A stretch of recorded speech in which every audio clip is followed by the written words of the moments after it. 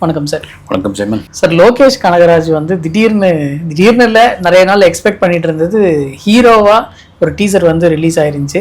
Title teaser. டிசி எப்படி sir இருக்கு, பார்த்தீங்களா?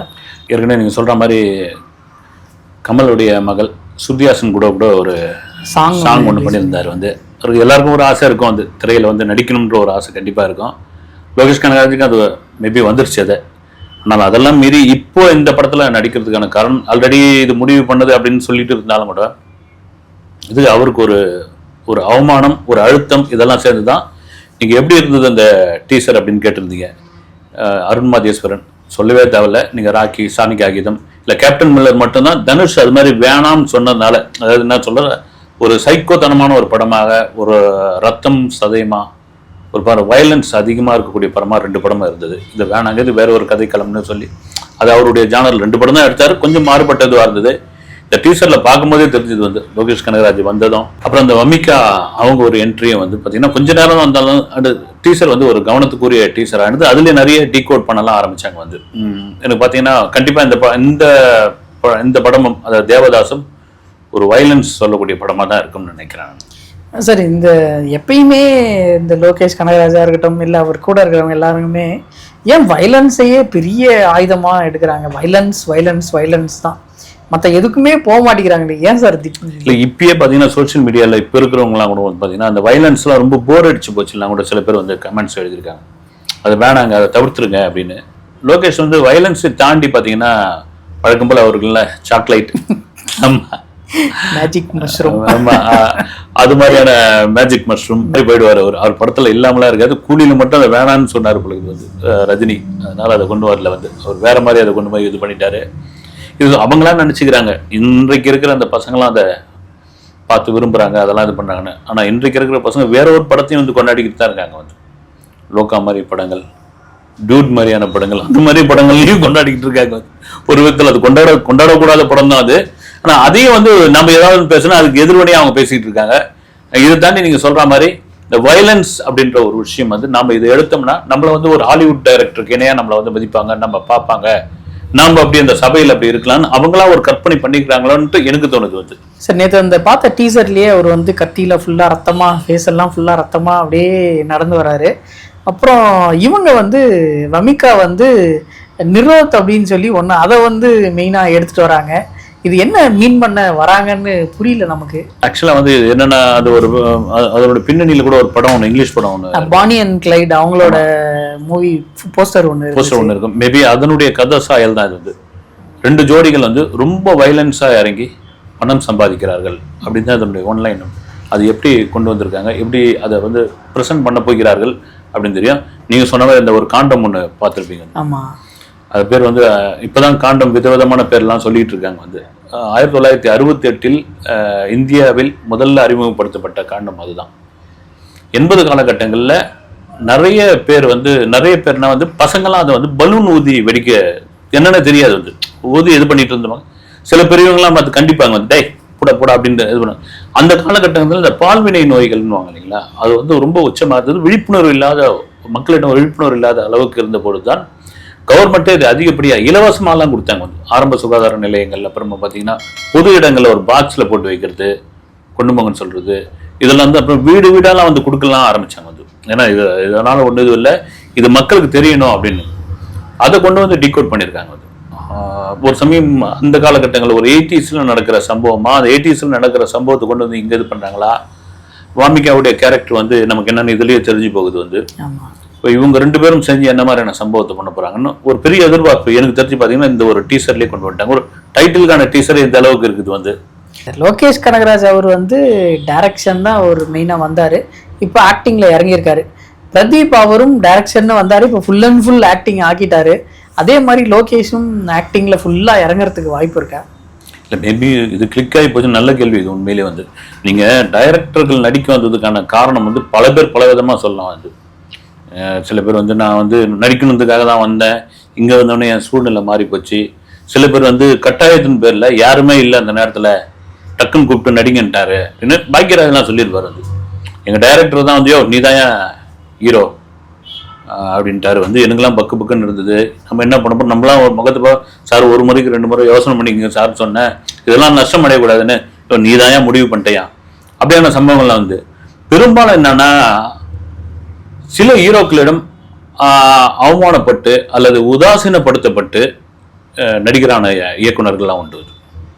இன்னொரு கட்டத்தில் வந்து இயக்குனர்களாக இருந்து சர்வைவலுக்காக இனி நடிக்க போயிடுவோம் அப்படின்னு இருக்குது.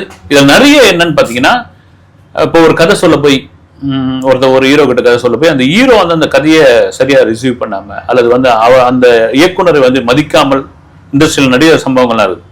அதில் கோவப்பட்ட இயக்குனர்கள்லாம் உண்டு. ஐயோ போய நீ நடிக்கலன்னா நானே நடிச்சுக்கிறேன் அந்த கதையில். ஏறக்குறைய சேரனுடைய கதை அப்படிதான். ஆட்டோகிராஃப் வந்து பிரபுதேவாவுக்கு சொல்லப்பட்ட கதை. அவர் வந்து அதை கொஞ்சம் ரொம்ப லேசியாகவும் ஒரு மாதிரியும் கேட்குறாருன்னு இவர் கோவம் வந்துருச்சு. ஏற்கனவே சேரனுக்கு பயங்கர கோவம் வரும். வந்தவருக்கு அசிஸ்டண்ட்டுக்கெல்லாம் நீங்களே பண்ணலாமே சார் அப்படின்னு அவர் பண்ண ஆரம்பிக்கிறாரு. இதுவும் உண்டு, இது நடந்தது. எனக்கு வந்து பார்த்தீங்கன்னா லோகேஷ் அந்த மாதிரியான ஒரு சூழ்நிலையில் கூட நடிக்க வந்திருக்காரோ, அது காரணம் என்னன்னு உங்களுக்கு தெரிஞ்சிருக்கு வந்து சார். அடுத்தடுத்து அவர் வந்து அமீர் கான் கூட படம் பண்ண போறாரு. அப்புறம் ரஜினி சார், கமல் சார் அவரோட சேர்ந்து நடிக்கிற படத்தையும் இவர் தான் எடுக்க போறாரு. கைதி 2 லைனப்ல இருக்கு அப்படின்னு சொல்லி பயங்கரமான ஒரு லிஸ்ட் போட்டுக்கிட்டு இருந்தாங்க. அந்த லிஸ்ட் எல்லாம் என்ன ஆச்சு? அந்த லிஸ்ட் எப்போ போடப்பட்டது? கோலிக்கு முன்னாடி, கூலிக்கு முன் கூலிக்கு பின் அப்படின்னு சொல்லலாம். இதுதான் சைமன் சினிமா. ஒரு படமோ அல்லது ஒரு 2-3 மாதங்களையோ ஒருத்தருடைய இது என்ன வெறும் லொகேஷன் சொல்ல பல பேருடைய இதுல வந்து சினிமா அந்த மேஜிக்லாம் பண்ணிருக்கு. நீங்க பாருங்க, கூலிக்கு முன்னாடி அமீர் கான் நார்த் இந்தியன் ஊடகத்தில் அப்படி புகழ்ந்து பேசிக்கிட்டு இருக்காரு. 2026 ஆகஸ்ட் மாதம் கால் ஷீட் கொடுத்துட்டு நாங்கள் சேர்ந்து பண்ண போறோம்னு.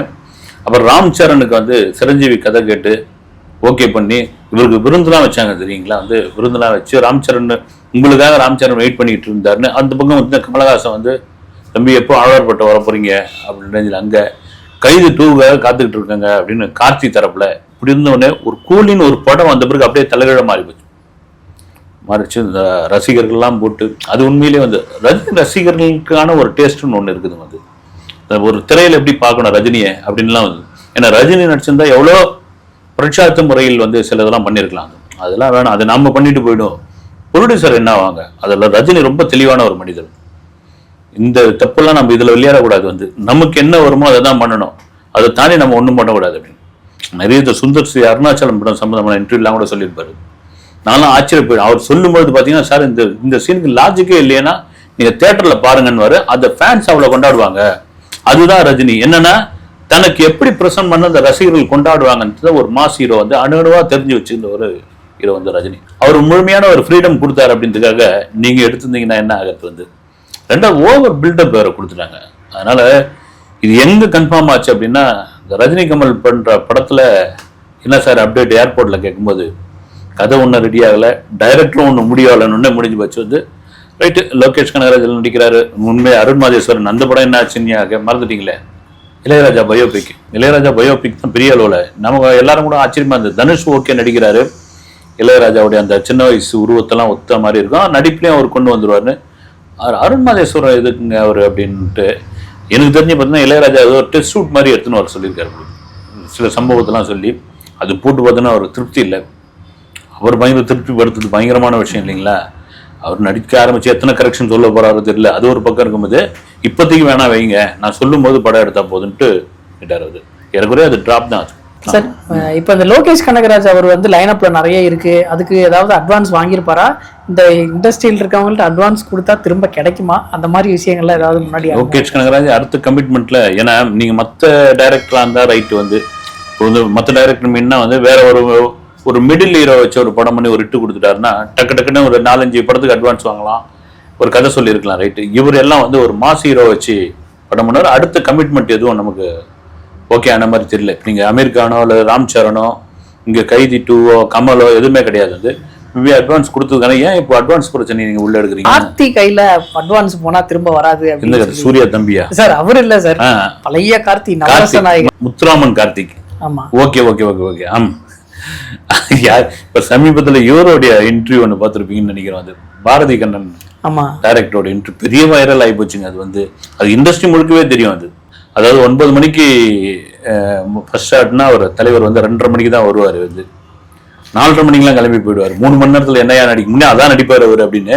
ஆனா பாரதி கண்ணா அவருடைய மேனரிசத்திலே பேசி பிரமாதமா அசைச்சு விட்டாருங்க. வந்து அதே டோன்ல பேசி ஆக்சுவலா என்னன்னா கார்த்தியை வச்சு ஒரு படம் பண்ணுறதுக்கு ஒரு ப்ரொடியூசர் வந்திருக்காரு. இவர் தான் டைரக்டரு. போய் பாய்ஸ் கார்னரில் வீட்டில் சொன்னோடனே 5 லட்ச ரூபா அட்வான்ஸாக கொடுக்கறதுக்கு போயிருக்காங்க. அதெல்லாம் நான் கையில் தொட மாட்டேன், எங்கள் அப்பா போட்ட முன்னாடி வைங்கன்ட்டுக்கிறாரு. அப்புறம் அது அட்வான்ஸ் வர வரைக்கும் கதை கேட்கலான்றவர் அட்வான்ஸ் வந்த பிறகு திங்கட்கிழமை ஊட்டிக்கு போகிறேன், அங்கே வந்து கதை சொல்லிட்டுங்கனாராம். ஊட்டிக்கு போனால் வெளியே நிற்கிறாங்களாம். இவருக்கு வந்து ஏதோ இந்த சாமி தரிசனம் பள்ளி கொண்ட சாமி வந்து எழுந்துக்கிற மாதிரி பார்த்தீங்கன்னா அப்படி வெயிட்டிங்கில் இருக்காங்க பொழுது 9 மணிக்கு வர வேண்டியவர் 2 மணிக்கு வராராம் வந்து. அப்புறம் ஹாய் ஹாய் சொல்லிட்டு போய் மறுபடியும் போய் ஒரு கதை சொல்லிக்கிறாரு. சொல்லிட்டு ஏதாவது காசு கொண்டு வந்தீங்களான்னு மறுபடியும் ஒரு 5 லட்சம் அட்வான்ஸ் கொடுத்தவொடனே சென்னையிலேருந்து இங்கே அந்த தயாரிப்பாளர் விசாரிச்சுருக்கிறாரு. கார்த்திகை வச்சு படம் எடுதுன்னா நீ இந்த காலத்தில் படம் எடுத்து முடியாத அப்படின்னு சொல்லிட்டு கார்த்திகை அடுத்த மாதம் சொன்ன கார்த்திகை வச்சு, ஆமாம் நான் கார்த்திகார்த்தின்றாரு, கார்த்திகை வச்சு படம் எடுத்தா இந்த காலத்தில் முடியாதுன்னு போய் அட்வான்ஸ் திருப்பி வாங்கிட்டு இருக்கிறாரு. இப்போ அட்வான்ஸை போய் திருப்பி கேட்டாராம் பாரதி கண்ணை வந்து. கார்த்திகிட்ட அட்வான்ஸ் கூட திருப்பி வருமா இண்டஸ்ட்ரியில் உங்களுக்கு இவ்வளோ நாள் இருக்கிறீங்களேன்னு பக்கம் ஆகிப்போச்சா. அதுதான் சொல்லியிருக்காரு வந்து. அதில் ஒன்று பிரமாதமான மேட்டர் என்னன்னா, அவர் அதே இன்டர்வியூவில் சொல்லியிருப்பார். விஜயகாந்த் அப்போ நடிகர் சங்க தலைவர் ஒரு 7 ப்ரொடியூசர் வந்து இது மாதிரியான பஞ்சாயத்து வந்தப்போ ரொம்ப கூலாக வந்து நான் உங்களுக்கு வந்து பணம் தரேன்னு சொல்லலை, கால்ஷீட் தர மாட்டேன்னு சொன்னேன். நான் பணம் வாங்கினேன். நான் எதுக்காக வாங்கினேன்? என்னுடைய கால்ஷீட்டுக்காக. கால்ஷீட் தரலனால நீங்க என்னங்க கால்ஷீட்டு ஒரு துண்டு பேப்பர்ல ஆளாளுக்கு ஒரு கைக்கு வர டேட் எழுதி கையில் கொடுத்தாப்லையா காஜா மேன் சேரையை தூக்கிட்டாராம் வந்து.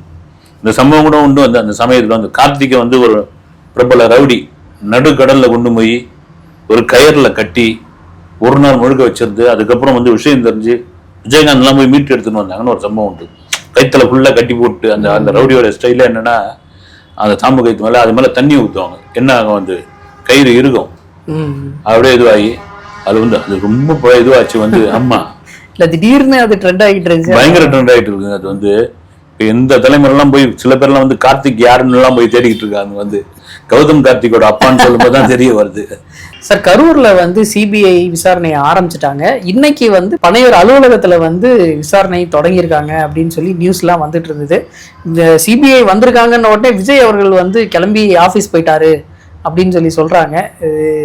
எப்படி சார் விசாரணை போய்கிட்டு இருக்கு? சிபிஐ அந்த விசாரணை கையில் எடுத்துட்டாங்க. இது விபத்தால் அது திட்டமிட்ட சதியா, இதுக்கு பின்னாடி யார் இருக்காங்க, உண்மையிலேயே வந்து இந்த கூட்டம் கட்டுக்கடங்காத கூட்டம் அவங்களா கண்மூடித்தனமா வந்து தான் இதுவானாங்களா என்னன்னு அவங்க விசாரிக்க ஆரம்பிப்போம். நீங்க சொன்ன மாதிரி கரூர்லயே அவங்க வந்து சம்மன் கொடுத்து சில பேருக்குலாம் வர வச்சுருக்காங்க. நடந்த ஸ்பாட்டுக்கெல்லாம் போயிருந்துருக்காங்க. குறிப்பா நிறைய பேச்சு இருந்தது. என்னன்னா நிறைய பேர் பேசுறதுலாம் இந்த பிரச்சார வேனுக்குள்ள தயவு செய்து செக் பண்ணுங்க, அந்த பிரச்சார வேனுக்குள்ள இருக்கிற சிசிடிவி ஃபுட்டேஜை வந்து கையில எடுங்க, அந்த வேனுக்குள்ள யாரெல்லாம் இருந்து இவங்கெல்லாம் வந்து இது எதுவும் ராஜேஷ்குமார் நாவல் மாதிரி வந்து ஒரு மர்ம நாவல் மாதிரி எல்லாம் பேச ஆரம்பிச்சாங்க, கிரைம் நாவல் மாதிரி எல்லாம் பேச ஆரம்பிச்சாங்க. வந்து உள்ள யார் இருக்கிறது, யார் இது பண்ணதுன்ற ரேஞ்ச் எல்லாம் அந்த வாகனத்தையும் சோதனை பண்றதுக்கு நேற்று நம்ம பேசணும் சோதனை பண்ணி முடிச்சிருப்பாங்க. சோதனை பண்றதுக்கு வந்திருக்காங்க.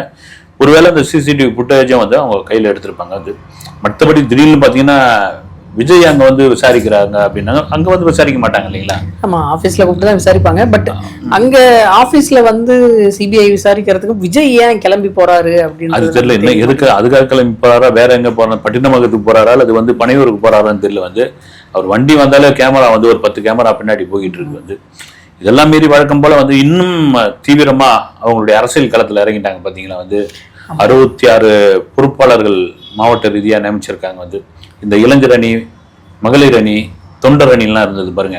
அந்த அணிக்கெல்லாம் யாரும் பொறுப்பாளர்கள் போடாமல் இருந்தாங்க. அதை வந்து ஒரு லிஸ்ட் இன்னைக்கு போட்டாங்க மாவட்ட வாரியா. அப்புறம் பார்த்தீங்கன்னா தொண்டர் படைக்கு வந்து ஓய்வு பெற்ற காவல்துறை அதிகாரிகள் ஒரு ஐஜி, அப்புறம் 2 டிஎஸ்பி, இவங்களை ரிட்டையர்ட் ஆனவங்களை வந்து ஏன்னா அவங்க ஆலோசனை தர மாதிரி எப்படி நீங்க வந்து பொதுமக்கள் கிட்ட வந்து நடந்துக்கணும், எப்படி தொண்டர்கள் வந்து ரொம்ப எல்லை மீறி வரம் மீறி போனா அவங்களை எப்படி ஹேண்டில் பண்ணணும் அப்படின்னு அனுபவசாலி காவல்துறை அதிகாரிகள், மூத்த அதிகாரிகள், ஓய்வு பெற்ற அதிகாரிகள் இதெல்லாம் நல்லா வரவேற்கக்கூடிய ஒரு விஷயம். அடுத்த வீடியோவில் சந்திப்போம் சார். நன்றி சார். வணக்கம்.